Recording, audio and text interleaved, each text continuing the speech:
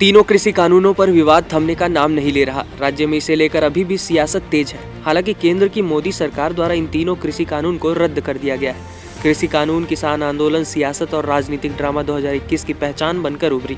इसी पहचान को अपनी शान बताकर तमाम विपक्षी पार्टियां राजनीतिक रोटियां सेकती रही। हाल ही में कांग्रेस के प्रदेश अध्यक्ष राजेश ठाकुर ने पीएम नरेंद्र मोदी पर निशाना साधते हुए कहा था कि राष्ट्र के नाम संबोधन करते हुए पीएम नरेंद्र मोदी ने कहा था कि कृषि कानून किसानों के हित में लाया गया था, लेकिन देश के किसान इस कानून को समझ नहीं सके। उनके इस वक्तव्य का अर्थ यह हुआ कि अब देश की जनता प्रधानमंत्री नरेंद्र मोदी की बातों को समझ नहीं रही है। ऐसा लग रहा है कि पीएम मोदी देश की जनता को अपनी बातों को समझाने में असफल साबित हो रहे हैं। उन्हें देश की जनता अब नकार रही है। वहीं इसे लेकर बीजेपी के प्रदेश प्रवक्ता प्रदीप सिन्हा ने कांग्रेस पार्टी पर निशाना साधा है।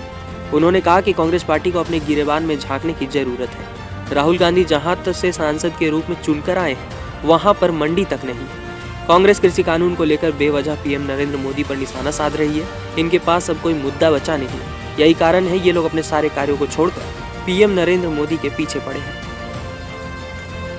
फिलहाल लोकसभा और राज्यसभा में कृषि कानून के विरोध बिल लाकर इसे निरस्त कर दिया गया है, लेकिन कृषि कानून अपने आप में राजनीतिक एजेंडा बन चुका है। कई राज्यों में चुनाव होने को है। अब देखने वाली बात यह होगी कि कृषि कानून को निरस्त कर भाजपा को इसका कितना लाभ मिलता है। और राष्ट्र के नाम संबोधन जो प्रधानमंत्री जी ने किया, उसमें उन्होंने कहा कि हमने किसानों के लिए जो 3 बिल लाए थे वो तो बहुत अच्छे थे, लेकिन लोग समझ नहीं पाए।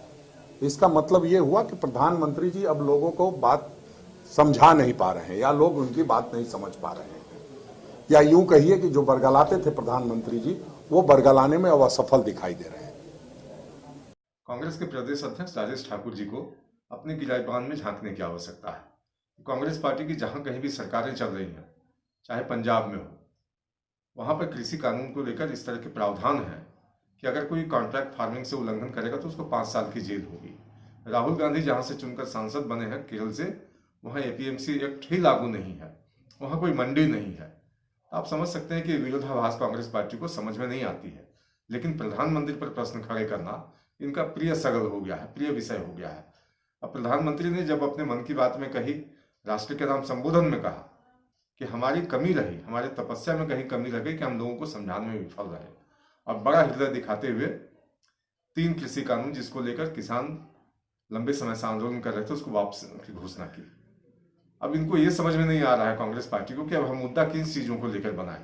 तो अनर्गल आरोप लगाना केंद्र सरकार पर, कहीं ना कहीं कांग्रेस पार्टी अपनी खींच मिटाने की कोशिश कर रही है। राज्य के लोगों को जो कांग्रेस पार्टी धान खरीद के लिए एक कैपिंग लगा रही है कि 200 क्विंटल तक ही धान किसानों से लेंगे।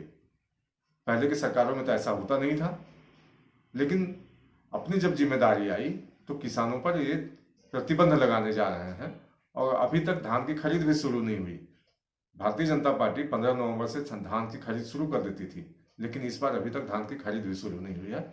अपने सरकार के कार्यकलापों पर चिंता करें और उसको कैसे सुधारा जा सकता है, इस दिशा में ध्यान दें।